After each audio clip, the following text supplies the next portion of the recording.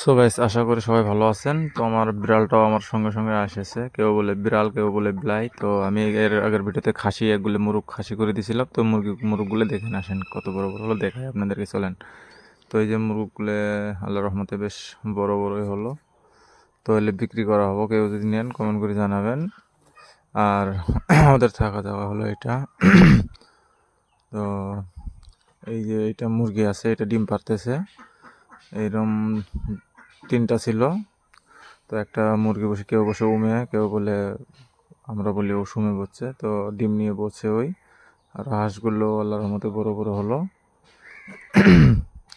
তো এটা ঠান্ডার সিজন, বেমার আদি হতে পারে।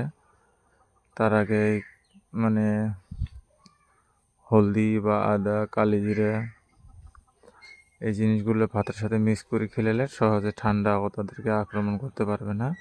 আর যদি কোন যে বাজার থেকে অ্যান্টিবায়োটিক কিনে আনে খেলে তাও হবো। তো অ্যান্টিবায়োটিক খেলে শরীরটা ওদের একটু কমজোরি হয়ে যায়। লোকাল মুরগি তো। তো এই জায়গার মধ্যে কিছু একটা মানে কেউ বলে ঢিপি, কেউ বলে গাঁতখুদি গোবর দিছি বললেও চলে। তো আমি মিডল লেয়ার বেশি নিয়ে আসি লাগানোর জন্য। গাঁতখুদি গোবর দেওয়া হয়েছে। তো ভিডিওটা স্কিপ করবেন না, কমপ্লিট সম্পূর্ণ দেখবেন। নেক্সট ওর মধ্যে আরও নতুন নতুন ভিডিও পেতে পেজটা ফলো করে রাখবেন।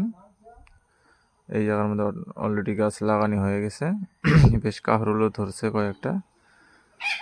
তো এই বলে আমি শেষ করলাম। আগামীতে কিছু নতুন ভিডিও দেওয়ার চেষ্টা করব।